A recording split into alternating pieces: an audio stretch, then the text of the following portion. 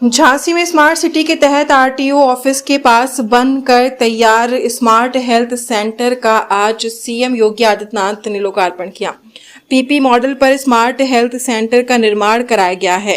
100 करोड़ की एक परियोजना में नगर निगम ने कंपनी को जमीन और 18.64 करोड़ रुपए दिए हैं। शेष पैसा और चिकित्सक स्टाफ की तैनाती से लेकर उपकरण तक करार वाली कंपनी को ही लगाने हैं। आरटीओ कार्यालय के पास स्मार्ट हेल्थ सेंटर बनकर तैयार हो गया है। इसका लोकार्पण आज झांसी पहुंचकर उत्तर प्रदेश के सीएम योगी आदित्यनाथ ने किया है। इसके साथ ही स्मार्ट हॉस्पिटल बुंदेलखंड वासियों के लिए खोल दिया गया है। बता दें कि इस परियोजना के तहत Nagra, Unnao gate, medical college gate number 1, Sipri Bazar में हेल्थ सेंटर के एक नमूना संग्रहण केंद्र भी बनाया गया है।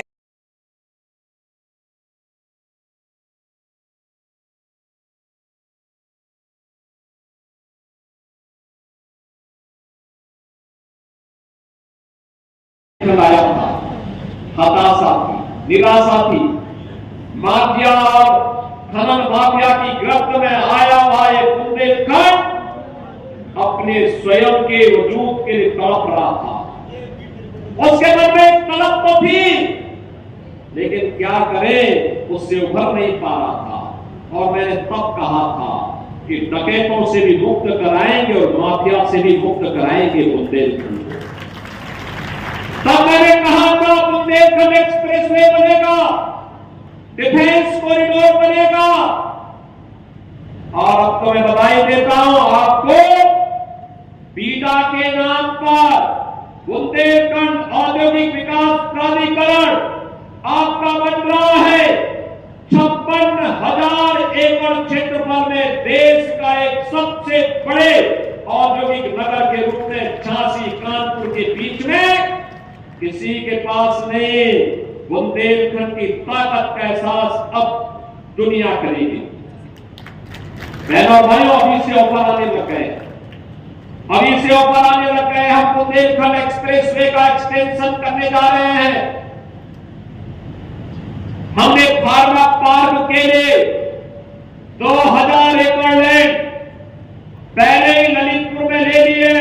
कार्य काफी आगे बढ़ चुका है।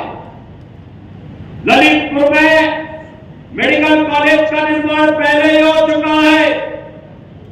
और अब तो हम लोग झांसी में सार्वजनिक कार्यक्रमों को करने के लिए आने वाले समय में एक बेहतरीन कन्वेंशन सेंटर भी उपलब्ध करवाएंगे। एक कार्यक्रम को अपने हाथों में लिया था और इस बार सरकार ने बजट में प्रावधान किया है जीरो पॉवर्टी के लक्ष्य को प्राप्त करने के लिए जो गरीब अभी तक किसी योजना से वंचित है, उस गरीब को उस योजना के साथ जोड़ करके उसके जीवन को आगे बढ़ाने का काम करेंगे। जिसको मकान नहीं मिल पाया उसको मकान देंगे। जिसे अब तक किसी योजना का लाभ नहीं मिल पाया है उसे इस योजना के साथ जोड़ने का काम करेंगे। जिसके बाद शौचालय नहीं शौचालय, जिसके बाद जॉब कार्ड नहीं जॉब कार्ड, जिसके बाद आयुष्मान का कार्ड नहीं आयुष्मान का कार्ड, जिसके बाद राशन कार्ड की आवश्यकता नहीं पड़ेगी। कन्वेंशन सेंटर में ही एग्जीबिशन में लग जाएगा और वहीं पे इस प्रकार के बड़े कार्यक्रम भी हो पाएंगे। जब कार्यक्रम नहीं होने हैं तो वहां पे शादी ब्याह के कार्यक्रम, वहां पे इन्वेस्टर मीट के कार्यक्रम, वहां पर विभिन्न प्रकार के अन्य कार्यक्रमों को भी आगे बढ़ाया जा सकता है। बहनों और भाइयों, याद करिए, आज से 8 साल पहले एक बूंद पानी के लिए तरसता था बुंदेलखंड। अब तो हर घर नल की योजना अपने अंतिम चरणों में चल रही है। बहुत शीघ्र बुंदेलखंड के हर घर में पेयजल की सुविधा हम लोग प्रदान करने वाले हैं। खेत बेटवा की परियोजना हर खेत को पानी पहुंचाने के लिए प्रतिबद्ध दिखाई दे रही है और बुंदेलखंड एक बार फिर से अपने पुराने गौरव के साथ आगे बढ़ने के लिए उतावला दिखाई दे रहा है। मैं तो आज आपके पास कहने के लिए आया कि बहनों और भाइयों, जिस माफिया राज से, जिस दंगाइयों से इस प्रदेश को और बुंदेलखंड को मुक्त किया गया है, उसको फिर से बुंदेलखंड में पैर रखने की जगह मत देना। अन्यथा आने वाली पीढ़ी कोसेगी आप लोगों को। हम लोगों ने तो अपने स्तर पर प्रयास किया है, आपको भी उस प्रयास का हिस्सा बनना है और हिस्सा बन करके जहां कहीं कोई ऐसा माफिया खड़ा होने का दुस्साहस करता है, पुरजोर उसका प्रतिकार करने की आवश्यकता है। सरकार आपके साथ खड़ी होगी, आपके साथ खड़ी होगी। कोई भी अगर व्यक्ति ऐसे लोगों को जो गरीबों का शोषण करता है, गरीबों की, व्यापारियों की शोषण करता है, बेटियों की सुरक्षा में सेंध लगाता है और बुंदेलखंड में विकास में बाधक बनता है, उस बैरियर को हटाने की जिम्मेदारी हमारी। हम लोग आपके साथ खड़े हैं। युवाओं के जीवन के साथ जो खिलवाड़ करेगा उसको उसकी कीमत चुकानी पड़ेगी। अन्नदाता किसानों के भाग्य को बदलने के लिए सरकार के द्वारा जो उठाए गए कदम है, आपने देखा होगा कल ही हमारी सरकार ने गेहूं का एमएसपी घोषित किया है। प्रति क्विंटल 150 रुपया और बढ़ाया गया है।